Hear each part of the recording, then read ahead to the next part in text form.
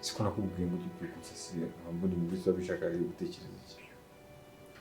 Sinakubwiye ngo ngiye nsasa nyuma ya saa sita ndi kubutari bwirirwa impaka ukisohoka umutima mfite ninjiramo. Sinjira ubu wambwiye ngo sinzi ukuntu utewe ibintu mbona bidasobanutse. Aho washaka ko nyitaho nakubwira kunsasira ukabigira itiko. Simbwiye ngo nsasa nyuma ya saa sita wari wava ku kazi musange hadashashe. Okay, ibyo katubyihorere kamubwira ibyangombwa. Mama wanjye rero namubwije ukuri.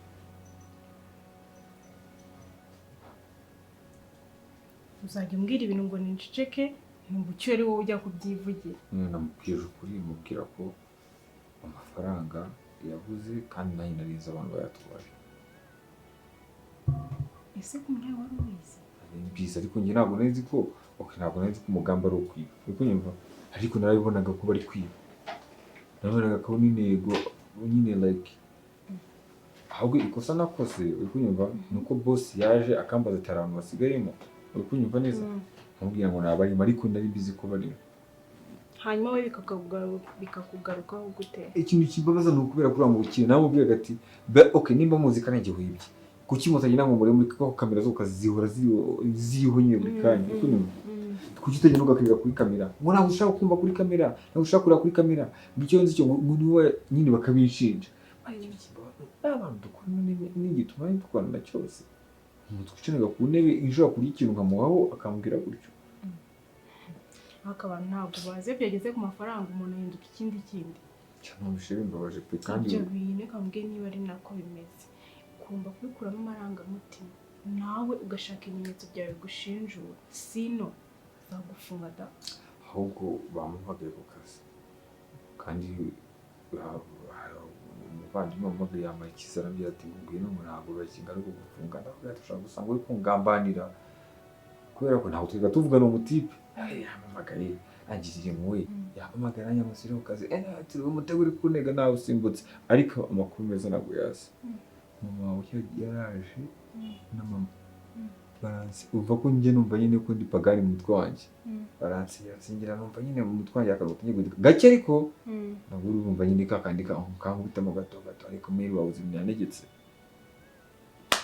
mbaza ngo ni biki ndi kumva kumara iminsi 3 ndi gusiba urumva nicisha inzara urumva ngasenga bya nyabyo uriko nyumva ngajya mfata imbaraga zanjye zose ngapfukama ngasenga Imana. Ubundi ntabwo rero umuntu aganga asenga amasengesho y'iminsi 3 wowe wese undi wowe wamara amasaha 5 utariye iminsi 3 mama rwose ese kugira ngo bajye kumfunga sinapfa kugerageza ngasenga nkara ari mu byamuri wabyizeye se basi kuko mama ntabwo ajya avangirwa niba yanabikubwiye ubwo wasanga ari nako Imana yamubwiye. Ngiye ubwo ikintu kinangaje ndikwibaza uzabibasha. Ngiye bamaze gusenga na mama bayisabye ati ngo ukuntu ngani barabonekewe ibyo bintu ngomba kubikora kandi ngabyoyise kandi mama ngira muzi nahita shyuha ugomba kwiriza ikibazo ngo bazicwa n'inzara ariko ngo ugomba kubikora iki ni iki ubu ni ukwirinda inzira zikwerekeza mu gikoni rero abo ntabwo ari Mr. Twese. Okay nzagira mama avugana n'Imana nicyo kintu utazatinya ko mama nakubwira ngo kora kino kigendanye n'ibintu byo gusenga ubwo nyine bayavuganye n'Imana. Ubu ni ndahita gusenga nkamwiriza ndahita njya ku kazi. Hoya nubundi muri icyo gihe ushatse niba zabanagwa amagahungu bagwamaga ushaka wanajyayo kuko nanone nubundi bamugani banagushatse ntabwo babura kuza kugukura ahangaha mu isegonda rimwe baba bakugezeho. Wegenda ku kazi genda wizeye kandi wirinde kuvuga udidimanga uvangavanga amagambo. Wowe genda icyo bakubaje aba ari cyo usubiza. Wirinde kugira umuntu wizera ngo bise nkaho ari kukubikira amabanga n'ibiki byose. Wowe ubundi uvugane na boss gusa bakozi kwanza uranababwira bakaguhimbira nabacaga n'amazi ugende mama yundira ambwiye ati ujye focusinga ku kazi nukite ku bandi bantu bose nyine waga wenyine witabe boss icyo kubaza umusubize ijya kugira ngo ukore ugikore ubundi wongeye ugarukira amahoro. Nabona ko ufite na confidence ntago ari bukomeze kugukeka gutuma bagukeka kubi n'ukwanga kujyayo babona kuri kwitsindatsinda uburi kwishinja icyaha. Wegenda reka mbaze muri gusenga oya dusenga kandi ngiye kwisi mama yamaze kumbwira bashaka kunshyira mu bademoni bawe ubu usigiye gusengera hehe?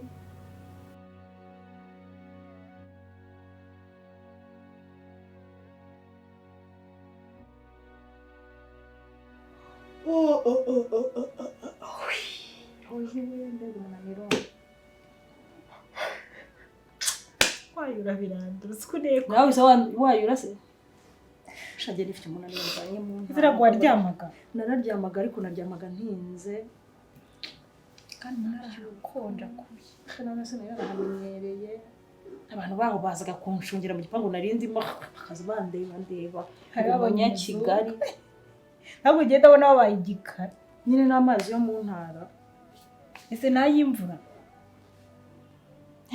imvura iseruka kugwahe muri iri zuba wapisha mumeze mutese mu rugo mwebwe hano ni sawa turaba ibisimu usanga turashima Imana ariko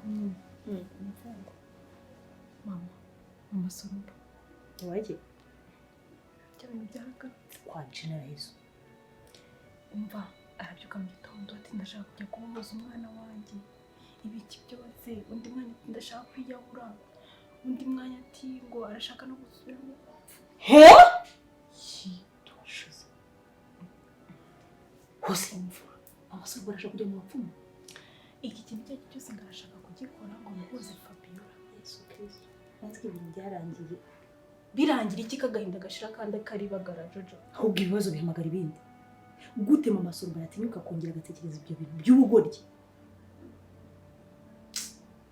man nyine byaraducanze yavugije induru ari kurota Fabiola buri kanya n'iki byose akavuza induru ibintu nyine byasubiye udubi ubu turi kuri ko dufunza ahantu hose igipangu turi gufunga ufukuze tugashyiraho n'ingufuri n'umuhoze ikintu kiba kigoye bura kugira ngo umuntu mukuru uzamuhindurire imyumvire ni ibintu bitangaje mama Sorba twaraganiriye inshuro nyinshi mwereka ko kwiyahura kwe mwereka ko kuvuga ngo arajya kuboza Fabiola nta kintu bimaze niba Fabiola ari imyuka mibi iri kumugendamo yego yagarutse mu mubiri wa Fabiola ariko twamaze gusobanukirwa ko ari umubiri nyine bakoresheje gusa ubu ibintu bishobora kumutsinda ni ibintu bijyanye n'amasengesho nuse urumva we yakora iki kwiyahura ninde se akubwiye ko ari ubwo ruri